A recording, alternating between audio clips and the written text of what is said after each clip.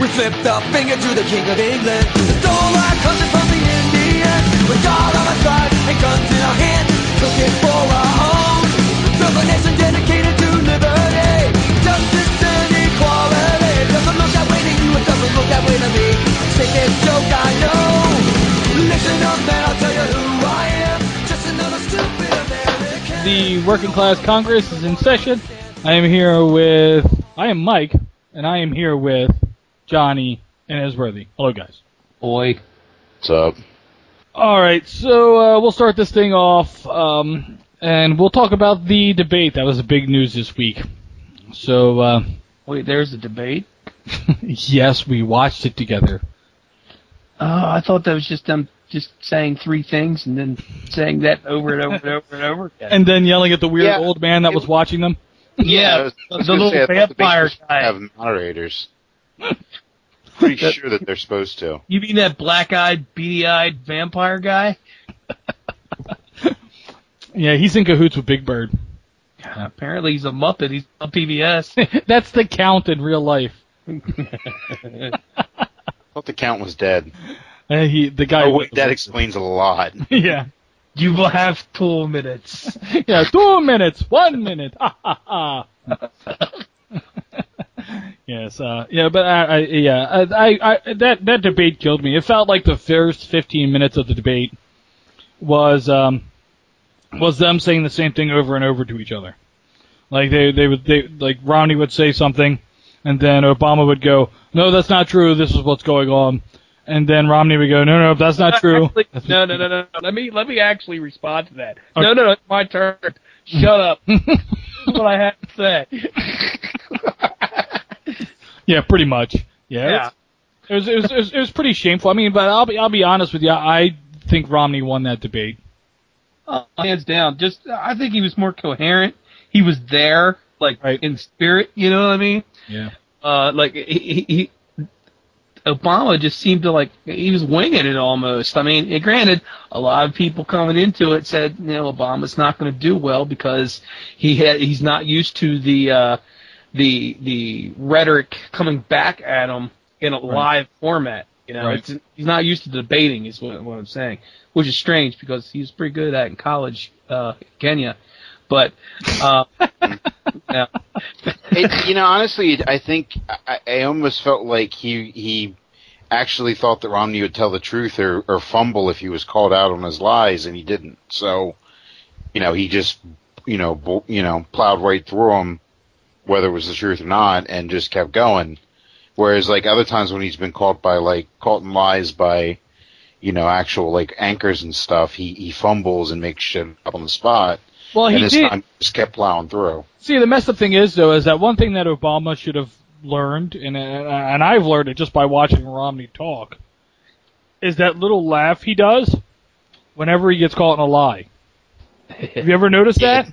Yeah, it's just tell. Yeah, he's got that. He's definitely got to tell. You can tell it every time he says something, or the reporters catch him at something. Well, I need to play that motherfucker in poker because he's got a shit ton of money, and it'd be really easy to tell when he's bluffing. Right. Yeah, no, I mean, I'm surprised somebody didn't point that out to Obama to go. Hey, look, whenever that motherfucker does that, you need to jump at his ass. Go, see that right there? That's your tell, motherfucker. You're lying.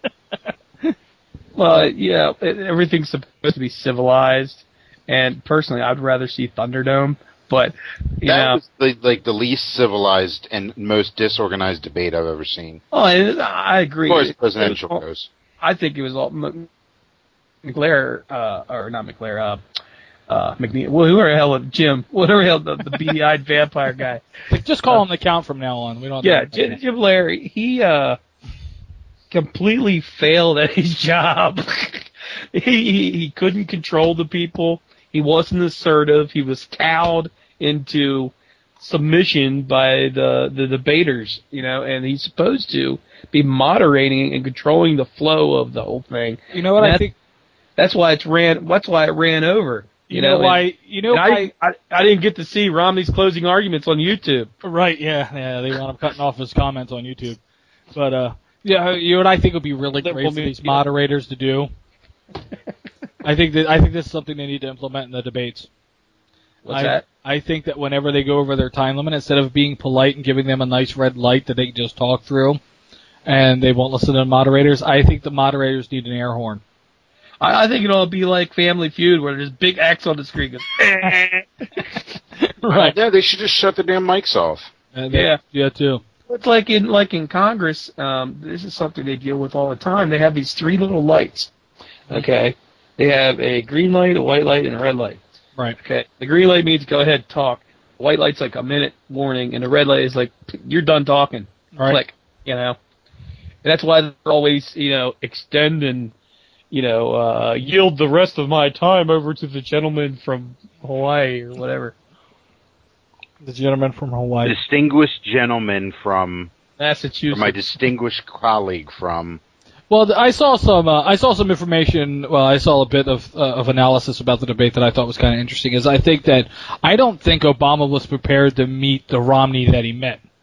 Yeah. I think because I was watching the Young Turks and they were saying pretty much that he got the moderate mid, and they had made the prediction before the debate that the only way, since Obama has moved so far right, that if you go too far more right of him, you wind up being really on the outskirts of crazy, and you start to lose any of the people in the middle. Well, that's the whole point of politics, is to fight for the people in the middle. The right people are going to vote right, the left are going to vote left. You're fighting for that middle 20%. So they were saying, what they were saying was that the only way, and this was before the debate, they were saying that Mitt had to come back to the middle and go on the left of Obama. But that was a brilliant political move, though. And he did it, and I think that's what got him. I think that's what got him the win, and I think that's what threw Obama off his game, because he was expecting to hear all the crap that Romney had been spouting for the past 6 months, about being all right. Vaginas are public property. I was like, yeah, okay. Right. Exactly. Like, that's what he was expecting to see, and instead he got the other one. And I think if you watch, they showed, when they were talking about him and they were showing Obama, like, every time they would go back to Obama, he would be like, and, like, it was like he was stunned that he was getting the answer. Exactly. He wasn't there. Right. He wasn't in fighting spirit. He was. It's like he was calling it in, or phoning it in, almost. Well, I mean, the other thing they said on the Young Turks, and I hate to keep quoting them, but I felt they were right on it, was the fact that when Bush went against Kerry, their first debate, Bush almost seemed the same way. And they were saying that, it might just be the fact of a president, feeling like he doesn't, because they're inside this bubble where nobody says no to them really, and they all tell them how great of a job they're doing. Well, that's every right. politician has a yes man, right? Well, yes committee, and since he wasn't debating, like he was debating, like he was thinking like how Clint Eastwood debated the imaginary Obama in the chair. Obama was probably debating an imaginary Mitt that was talking all the crazy right wing stuff. And then he comes out and he's like, no, we should have affordable health care. And no, I'm not going to raise taxes on the middle class. And I think it threw Obama off because he's like, fuck, he's stealing my thunder.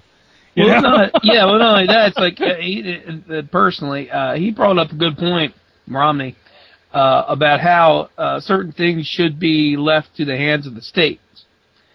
He said that several times, including his health care. He brought up the point that the health care plan that I put forth in Massachusetts was right for Massachusetts, not necessarily right for Texas or Arizona or Maryland or whatever. And it was actually a good point. I mean, that's one of the beauties of the system we have. Yes, because people get sick completely different in different states. Well, not that, but that's one of the beauties of the system, is that you can go somewhere where the majority opinion holds your opinion, and you can basically you can have the government you want, whereas things in the hand of the federal government is the heavy hammer that smashes down everything. I mean, it's there's some things that need to be universal, but there's some things that don't. I don't want to live like people in California. Yeah, but know what, though? The whole universal health care thing, beyond the Obamacare thing and the whole Romney care debate, we are one of the last major powers in the world to have public health care. system. Most of that's because of corporate influences, though. I understand that, but I mean, I may not agree with all of Obamacare, and yes, I do agree with you that the states should have say in certain things, but at the same time, I look at it and go, it's kind of a shame that we are the wealthiest, the quotation mark wealthiest country in the world, and we don't have health care for all. Now, I'm not saying Obamacare was the end-all, be-all, absolute correct thing. But I do believe it was a step in the correct direction. And I know what your argument's going to be is, how many times you see something get put in place and actually get straightened out once it's put into place. Yeah, I agree with you. And yes, maybe we should repeal it and put something else in its place. But the problem is that I haven't heard a good suggestion beyond it. A lot of the Republicans are just, get rid of it. So pretty much they're saying, fuck everybody that's sick, that the Obamacare actually helps. Because it fucks some people, but we have nothing. Romney just wants to keep everything that's good about it without actually paying for it. Right. So we might as well go back to Bush if we're going to do that. And my argument against the whole, leave it up to the states. The problem with that's going to be is that your sick people that can't afford health care in the state that they live in are going to come into, as they're getting sick, they're going to move into the states that does cover health care because they can get coverage.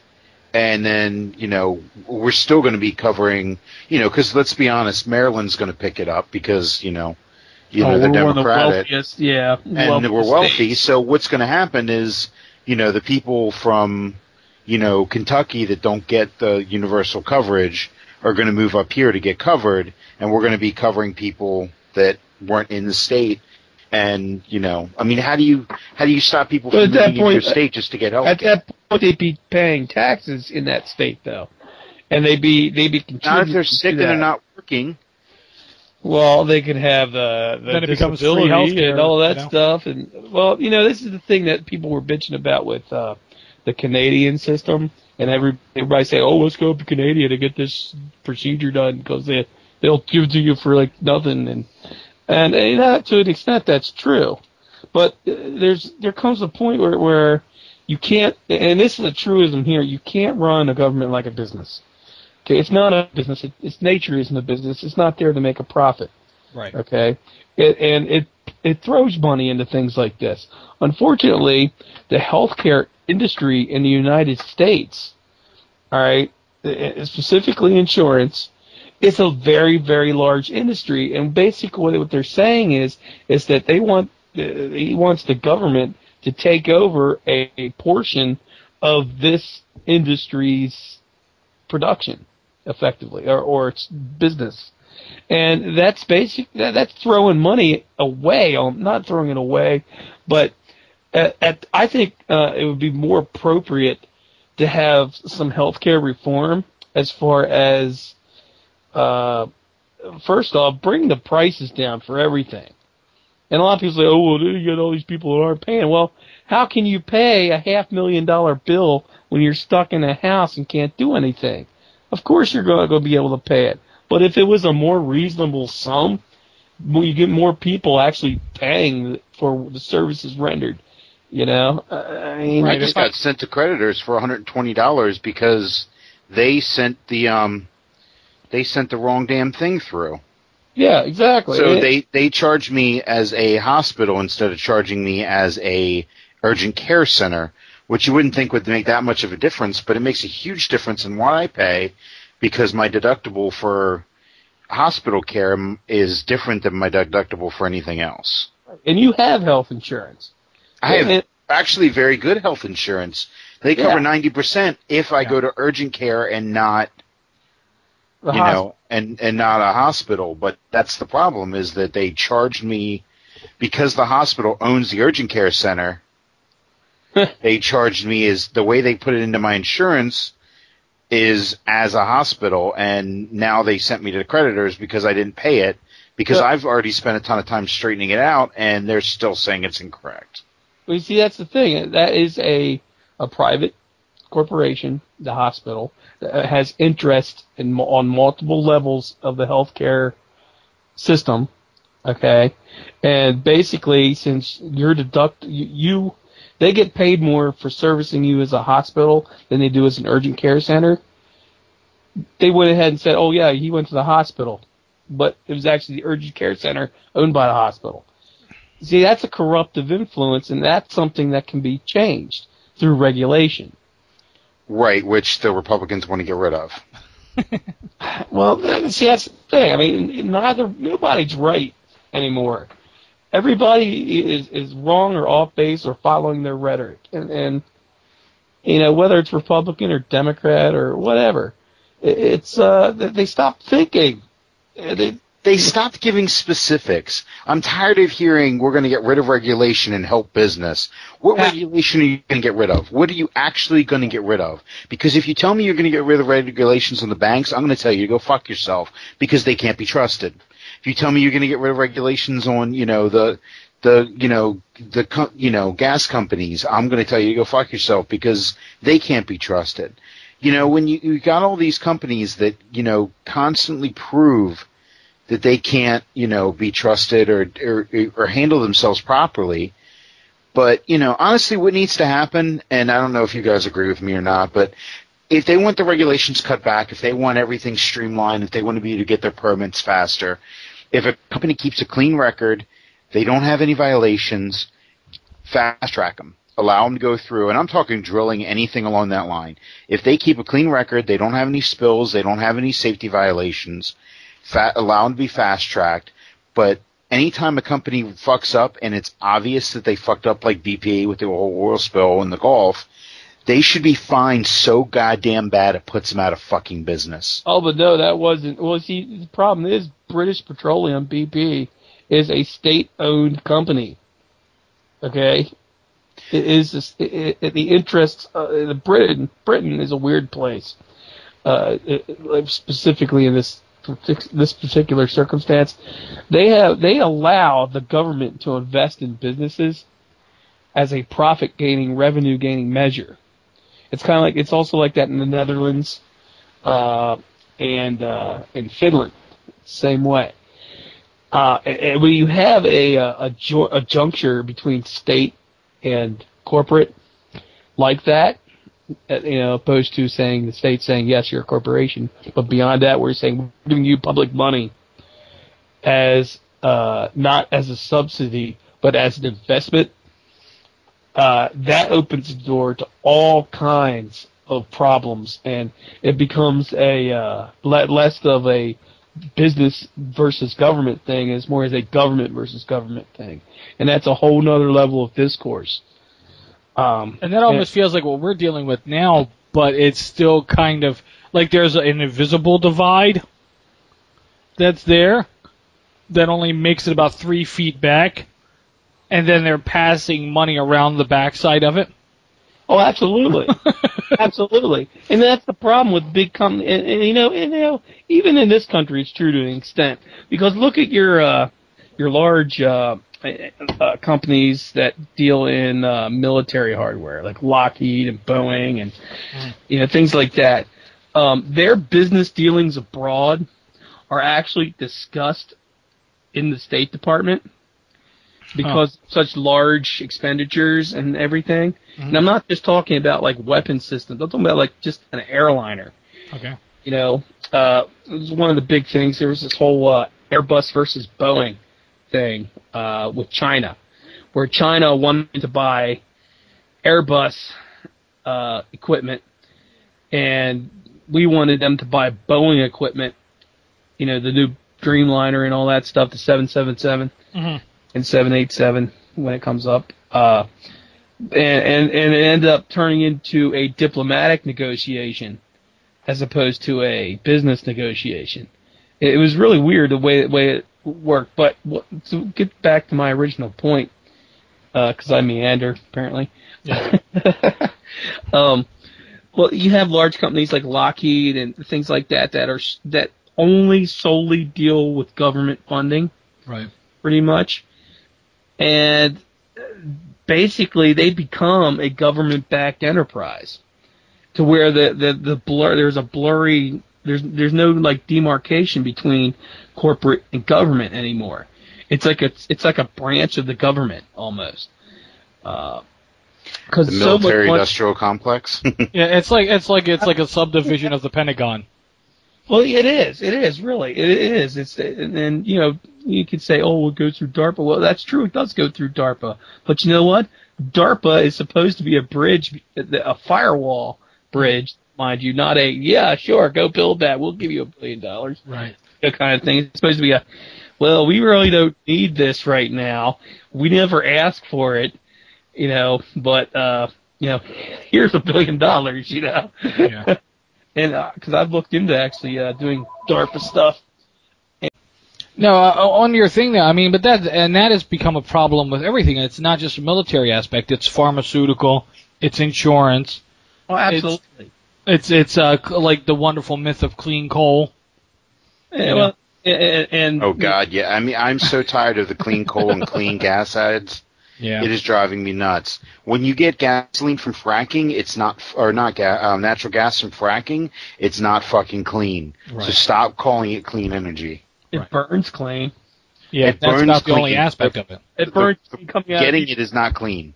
It burns cleaner than coal, but when you refuse to tell the federal government what the fuck chemicals you put in the goddamn ground in order to get the stuff onto the, up to the surface, then I'm going to call you out on your shit. If you don't want to tell the government what chemicals you're using, obviously you're using shit that you shouldn't be fucking using. Yeah, well, it's like a whole, that's one of the things that the EPA is supposedly responsible for, and they consistently fail to call out companies on, Right. or things like that, and yet they will prevent a homeowner from building a deck because there happens to be a cattail on the corner of their property a half mile away. You know, I mean, they got they're all pointed in the wrong direction. It's away from the money, basically, is what it is. It's like they're focusing their efforts away from the money, and they're basically turning a blind eye to people that have power and influence. And it's destroying everything. Well, like the EPA thing, I understand the purpose of the EPA. Now, you don't want people poisoning your air and your water, you know? I gather that aspect of it, but like the point that you just made of if you have a property that you're going to build on and there happens to be part of it that this marshland, why not? If you got a group like the EPA, why don't you say, hey, look, I know that's part of your property, so we can have two ways here. We can you're not allowed to build anything on your property past this past this line. So that we don't endanger that aspect of it. And this is something they would negotiate with the homeowner directly. Mm-hmm. Or say, hey, look, you know what? We're going to pay you for that piece of property. It'll now become government land, and we're going to give you money for it. And that would be better. Right. See, that's what common sense to me. Yeah, but how much would money be. are you going to spend on that? How much are you willing to spend on that? Well, whatever the land property value is. I mean... What about the people that don't want to give up the land, regardless of that? Then you have the other option of, look, well, then don't build past this point. Don't make any changes to this point because of this aspect. We'll leave it to be your property, but, we have this endangered thing here, whatever. But it doesn't matter. You have people that are going to want to build on it regardless. But that's and they're going to do whatever they want regardless because it's their property and they'll argue that fact to the end of time. And they'll just do whatever they want and then it doesn't matter. The homeowners in this case, and this is an actual case out in Washington State or Idaho, I believe, where the homeowners went through every part of the process they were supposed to go through. All right, they got the building permits, they got the environmental impact assessment, they got all this stuff, and on and on and on and on. Okay, and they built the house. And now the EPA comes in and says, okay, we are fining you $10,000 a day until that house is no longer there. How is that due process at all? Right. It's like outside of due process. And it's outside of common sense. It's like they went through, you had your opportunity. Right. They know, but since you're the government, you're going to pull the Trump card out and say, oh no, we're the government, we can do what we want. And that's wrong. It's like these, you jump through all the hoops. I think if the government was able to see, like in that scenario is the kind of thing that makes people go, yeah, fuck the government, I'm not giving them my shit.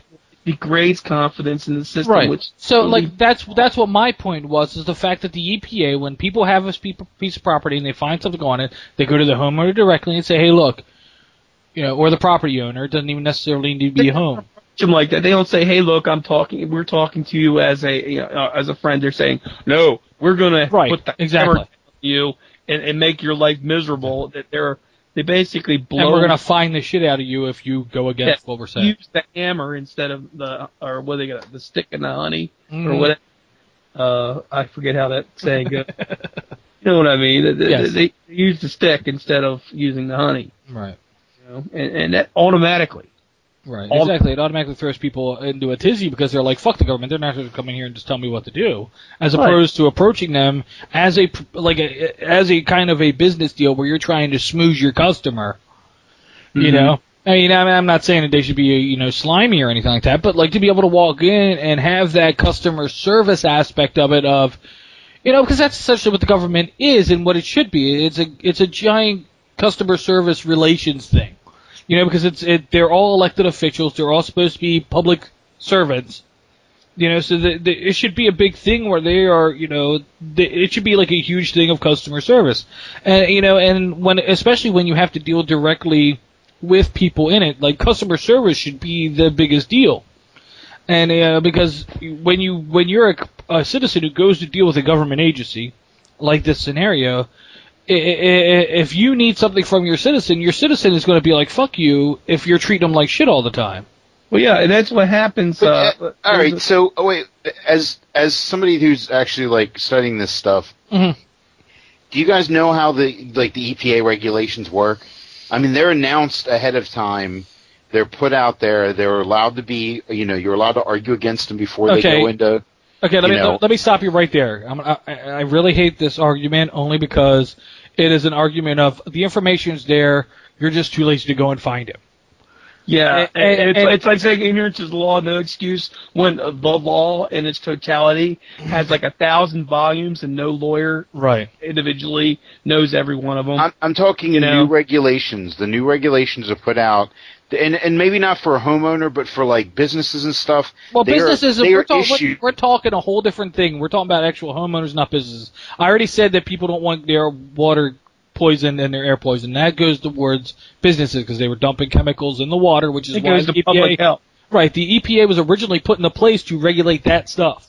After Love Canal and all that. Right. So it was originally put into place to deal with businesses and businesses polluting excessively. That's why it was originally put there. But it has turned into this large, we're going to protect every species on the planet, every rare plant, the whole 9 yards.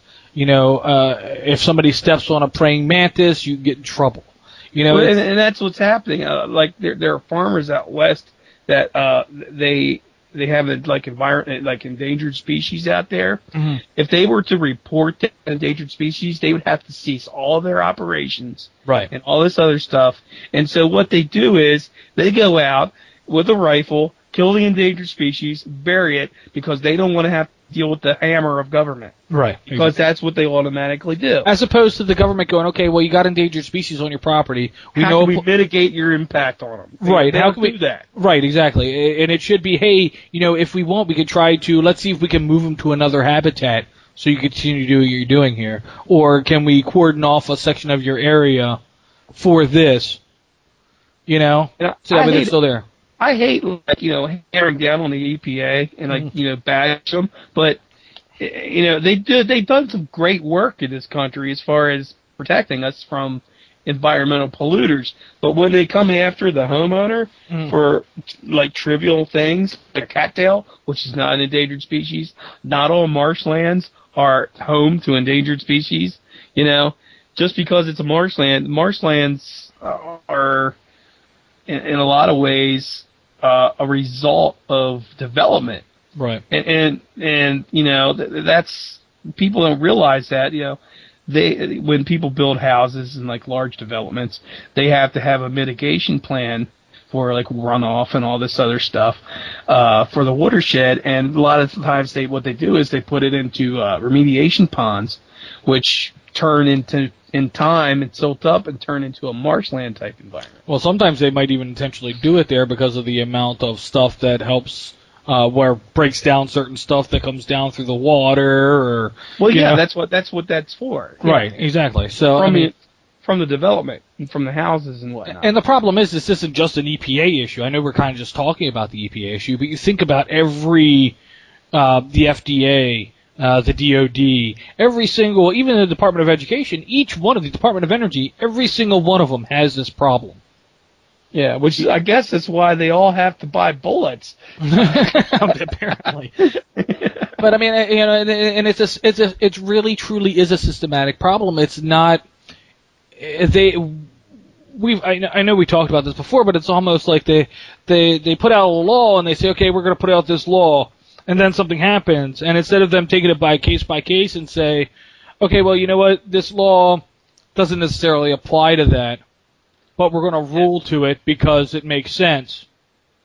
Yeah, They instead what they do is that, that law doesn't pertain to this, so we're going to throw out that case, and then what we're going to do to that law is we're going to tack on to the end of that law. So now the law carries that and that. Yeah, and well, remember, when something else to remember, when you're talking about legislatures writing a law, you are not following that piece of legislation in the real world. All right, when it becomes law, you're following in the United States something called United States Code. Okay, which is basically a collection of rules. All right, now these rules are basically, you see that, like, you walk into a lawyer's office and you see a wall of books that are all the same color and they have nice gold lines and all that stuff. Say Volume 1, Article 2, all that shit. That is code, for example, for that state or for the federal. And basically, the mantra goes, if you are ignorance of the law is no excuse. Right. You should not have to hire an attorney to follow the law, to understand it, because that's the way it's been made. It's so complex and it's so convoluted, and there's so many loopholes and waivers and applications to it that no man can understand the entirety of the law, yet you're responsible for understanding the entirety of the law. That's not right, you know? Right. And when you're speaking of how all these government agencies, they tend to have the systemic problem of having the hammer all the time, always on. That's an indication that the government has held it basically as a whole organism, not as an individual, but as a whole organism, holds itself above the people, and the people are responsible to the government as opposed to the government being responsible to the people. And that's where you begin to slide down the slope into what we've talked about many, many, many times before, and I don't think needs to be brought up again. And the people saying we have to take our country back have a legitimate grievance. Right. The problem is that they can never. The problem with the let's take our country back thing is that they never are clear on what they always say from the president or from the Democrats, right, which aren't really the problem. No, they're not. They're not the problem, or the Republicans. I think Johnny's trying to get a word in. Go ahead, Johnny. Not like it matters anyway, but you guys are on your anti-government tirade, so God knows if I could cut in. After you speak, Johnny, I'm going to shift gears into another subject that you'll talk more about. So I'm going to let you get your piece in, and then we're going to switch. No, I mean it comes down to, and I get what you guys are saying, and I think I'm a lot more environmentally friendly than you guys are as far as I want to protect a lot of the I know you say it's not important to protect every species, but I mean, they've proven whole ecosystems can crash from one or two species. No, we do agree that they should be done, but I think the way the EPA and the way a lot of these groups do it, I think are very heavy-handed. I think there are kinder ways, especially with the property owners of where these things are. You know, I think they're heavy-handed with the way they deal with them, as opposed to saying, "Oh, well, you know, we're going to infringe on these people's right. Let's try to make some concessions and be polite because it's their shit." Instead, they walk in and go, "Fuck you, we're taking it. You can kiss our ass," and they find the shit out of you if you don't listen to them. And that's where the problem comes in with it. It's not so much that that I don't think those things should be upheld, but I think the government needs to take a better turn on how to deal with it with the people, and it may just be like a public relations disaster type of thing with that thing, where they just need a better person standing in front of it going, look, we're going to try a different way, mindless government automaton. Right. Well, But and anyway, they probably do. I mean, and there's a lot of problems with the way stuff's handled, but at the same time, they it comes. There's got to be some balance with it too. I mean, there's a lot of times where people just, if they don't come down on somebody immediately, they just go do what they want to do, and the damage is done because they don't give a shit, or they don't understand the importance. And that might be an education thing. They might need to better understand the effects of what they do. But let's be honest, some people just don't give a shit. I mean, there was a case right down in D.C. where a football player bought a house on the Potomac and went through and just cut down every tree so he could see the water, regardless of any effect, and just couldn't give two shits. Like, he didn't look into any of what he needed to do in order to be able to modify his property that much. He didn't go through the process then. He's the one who needs you to come down heavy-handed on, not somebody who went through the process, got green lights the whole way through, built a house, and then say, "Oh no, now we're going to fine you $10,000 a day." Bitches. No, and you're naming one-off cases that I've never heard, so I'd love to be able to look at the actual case and see what happened. And if that is the case, if that's really what happened, then I agree with you. But you're naming one-off cases, and I don't know, I don't know how many cases there are to contradict that where that didn't happen or where it was supposed to happen happened.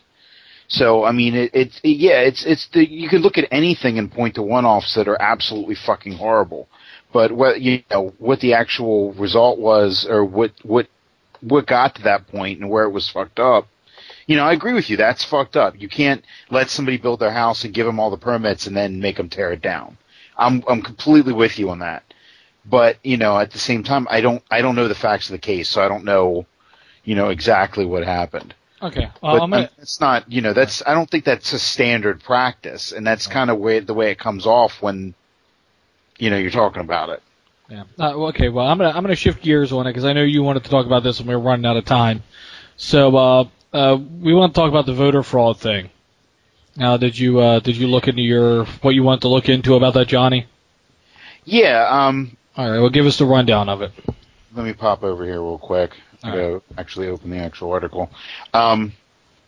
So, and it kind of deals with what we were just talking about, and we were talking earlier, but basically, Supreme Court heard a case, and I don't know if I'm pronouncing it right, but Carabel versus the World Dutch Petroleum Company, and basically what they're looking at is there was an old case.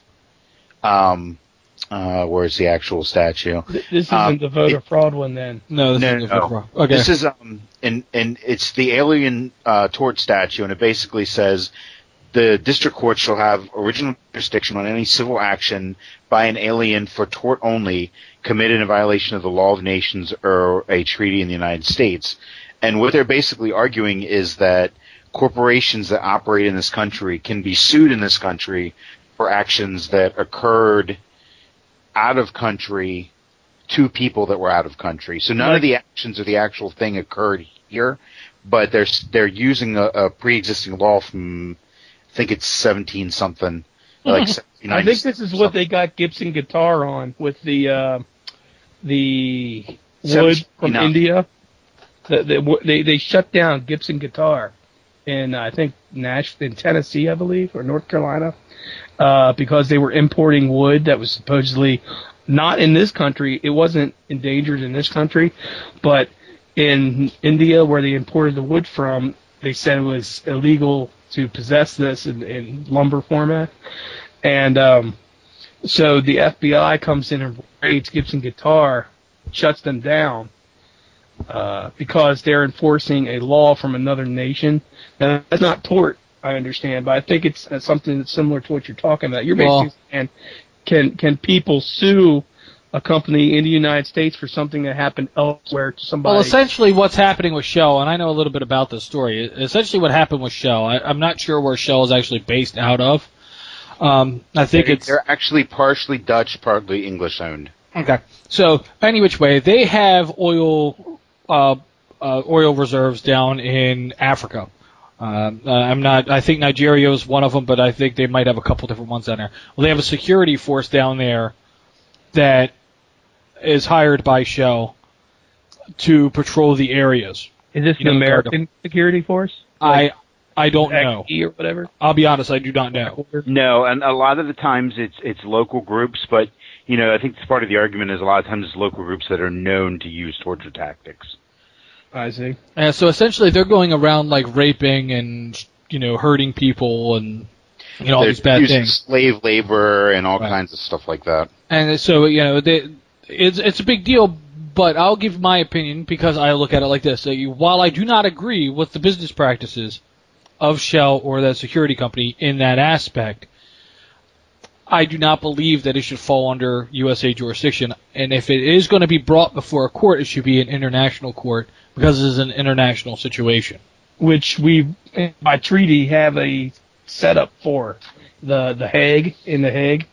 We have an international court But that deals not only criminal but also civil. Yeah, see, I don't think it should be handled by our Supreme Court solely, and I don't think it has anything to do with us in that aspect. Well, does it change your mind knowing that the people that are suing currently are now residents of the United States? Did it happen in the United States, though? But it didn't happen. Even if they're U.S. citizens, it didn't happen before they became U.S. citizens, or whether or not they're refugees, or whatever the case may be. It should still be brought. They're all political refugees. Yeah, it should still be brought in front of the. I think it should be brought in front of the international court because even though they are refugees here and they are now citizens here, the crime happened there. It was done by an international corporation and a security force that was involved with that nation, not on U.S. soil. I do not believe it belongs in front of the Supreme Court. I mean, granted, you're not going to get a fair trial in that country, I don't think. Yeah. Right, and I think that's the part of the argument that since it's a civil case, that they're saying basically it shouldn't matter. Plus, the thing is it wouldn't matter so much, but the Congress actually passed in 1991 a Torture Victim Protection Act, which allows prosecution in the United States of plaintiffs in torture cases where alleged crime took place abroad. So Congress actually passed a law that stated that basically they could do this. Well, in that case, then fine, let us use it because our legislature decided to make this a law where you're allowed to put this into tort. Right. Then that's fine. That's fine to have it here. But if the case moves the other way, it would overthrow that law. And actually, if they go the way that this is, because part of the argument coming from the other side, coming from Shell, is that basically that it's a violation of international law for us to do this. Mm-hmm. So if it's it should be an international court. Right. If it's ruled in that direction, that means that there's a bunch of cases, and Congress has then violated international law. Right. But that's all treaty stuff. I mean, that's not the law of the land technically. It's a parallel law. But the thing is, the only remedy for Shell and this security company would be to sue the government of the United States for a stay of this trial, of this tort trial, saying, it's not your jurisdiction, and that would probably end up going up to the Supreme Court to test. Well, that's what's happened here. Okay, well, they're asking, Shell is asking the Supreme Court to look at this again to say they didn't have jurisdiction in order to sue us. To look at it again? I mean, the Supreme Court already looked at this? Yeah, I forget which court looked at it. I don't know if it was the Supreme, but there was another court that looked at it. Yes, they actually got called again to testify. In the Supreme Court? I believe so, yeah, and I'm not sure what happened. Because, that being said, if the Supreme Court made a ruling on this law that you mentioned Congress passed back in 92 or 91 about torture victims, that ruling stands unless the Supreme Court decides to reverse its opinion on the matter. Oral argument took See- place February 28th, 2012. On March 5th, 2012, Supreme Court ordered that the case be re-argued and direct both parties to file supplemental briefs addressing whether, under the circumstances, the alien torture statute, which allows courts to recognize a cause of action for violations of the law of nations occurring within the treaty of a sovereign other than the United States. See, I don't Basically, understand. They couldn't make a decision, so they made him come re-argue it. So the Supreme Court said, we don't really have enough information to make a decision.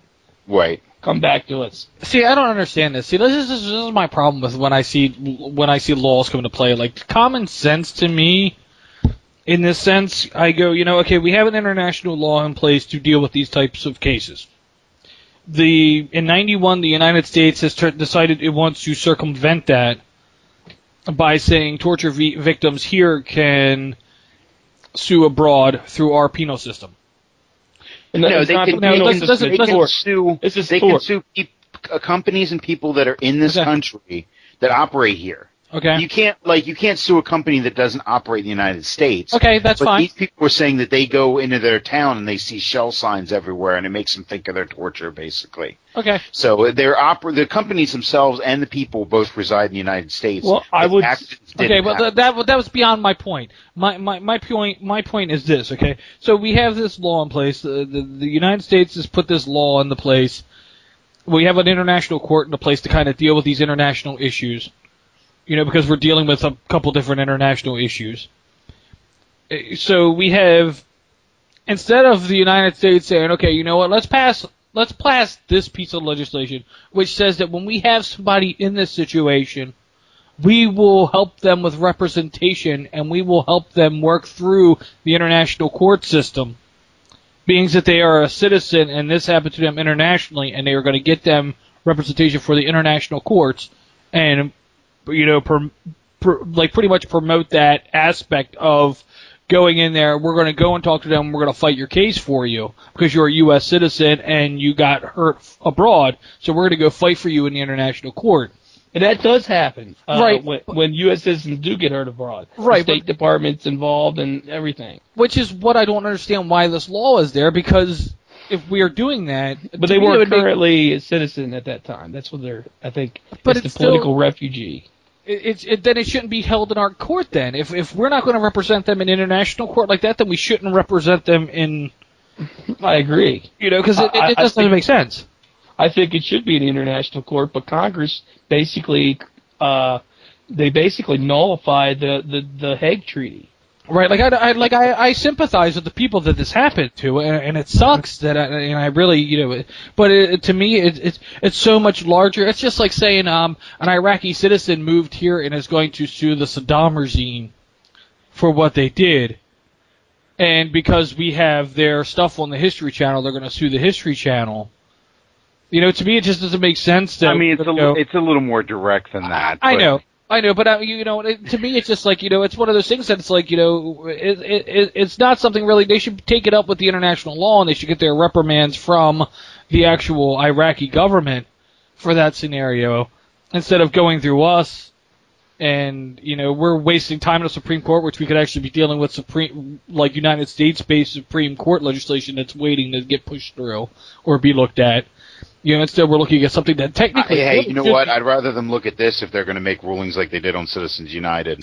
Well, I think- I agree with you, but The simplest, I think the simplest means for them to say, okay, Congress made a law that bypassed the treaty, and in this particular aspect, not as and just for this torture victims, they can either say, okay, we'll uphold that because Congress does have the power to ratify treaties, right. or they'll say, okay, there was no treaty, they nullified the Hague Treaty, which is a big deal.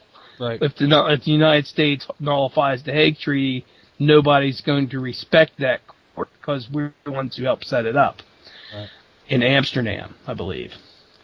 Well, So- the thing is that nobody's really complaining when they're suing, when they're using the 91 law to actually sue, people and go after people that hurt other people. But but corporations now are people too. huge corporations are involved, that's when it gets, Right. that's when it becomes, now we've got, we've got like ambassadors coming to us and saying, what the fuck are you doing coming after our company? Right. Well, yeah, that's the thing. It blurs the line between a matter of government and a matter of, state, of private enterprise. Hey, look at that. We did a circle. We got back to what we originally talked about. Cool. All right, but Well, and so I mean, and I just thought it was an interesting topic. I'm not really arguing that, It is. they should be able to try it here, but the question I guess I want to ask after that, if we've got a few minutes, would be what is besides obviously just getting the info out there and having people, do you think there should be anything that we can do as a country when we know that stuff like this is happening? Military, that's when we should be using our military. economic sanctions. The thing is, Are you gonna find a company? Yes. I mean, if the company is being willfully negligent, and you're importing a product from them, if you want to do business in the United States, you can't be doing this kind of stuff. right? Exactly. but they're oil the has same too much- claim that it happened somewhere else, and therefore it's none of our damn business. Well, look at it like this, okay? We claim to be a great humanitarian country. We've gone into numerous countries and caused enormous bloodshed over supposed humanitarian causes. Okay, but when there are real humanitarian causes, we turn a blind eye to the shit, especially if corporations are involved. So this goes to the other episode we have of our American arrogance, which is, as long as there's a corporation involved and we're getting our suckle from the teat, we're okay if you go and do harsh shit. But if you go against us, we're going to come in and we're going to kick your ass. And that's what it boils down to with this, is we're using our military for things that really shouldn't be being used for, and the things that we claim that we stand for, we're not using our military to try to defend that aspect. Now, I would be much better to go in and fight against a genocide like happened in Rwanda, and I would be much happier to go against anything like this and any corporation that does stuff like this to give personal security to the people. And also to find out who these security agencies are, or these security groups that are in a country that are being allowed to operate under this condition. I would feel much better morally, and I think every American should feel better morally, that we would stand up against those type of things, as opposed to going and killing innocent civilians because we've already killed the guy we wanted to kill to begin with, and we're just sitting in their country fighting shit. Right. I mean, and that's what's Well, happening. I think a lot of corporations are banking on that, though, as a means as a business strategy, because they know they're going to have us fighting over it for so many years where they can get away with shit. Right. And corporations, they're people, but if they were actually people, they'd be institutionalized or in jail because they're schizophrenic, crazy people. I mean, really. And that's my thought process on that. I mean, if we claim to be a wonderfully holy, moral, God-fearing country, but everything we do is contrary to that thought process. Yeah. And that's what bothers me about it. Like, dude, I have no problem using military intervention when it's something worth a damn. I wanted us to go into Rwanda because I saw some of the shit that happened to those people, dude. It was fucking disgusting, and I was like, why the fuck haven't we went in there? And you know why? Because they didn't have any corporate interests in there. That's why we didn't go in there. Well, what bothers me is, reading some of the other cases on here, that they've gone after people using the same law. Mm-hmm. I mean, in 2009 they went after Coca-Cola because the plaintiffs alleged the Coca-Cola bottlers in Colombia collaborated with the Colombian paramilitary forces in the systematic mediation, kidnapping, detention, torture, and murder of Colombian trade unionists. So here you've got a soda company going down and basically, collaborating, give money to people to kill off. A soda company that's a national icon in the United States. Right. Yeah. And Chevron did the same thing with. And this is why I'm for unions and regulations right here. Is because when you don't have those things, this is what they try to get away with. This is the shit they do. So nobody can ever argue with me against unions and regulations, because businesses, when you leave them to their own scruples, this is the shit they do.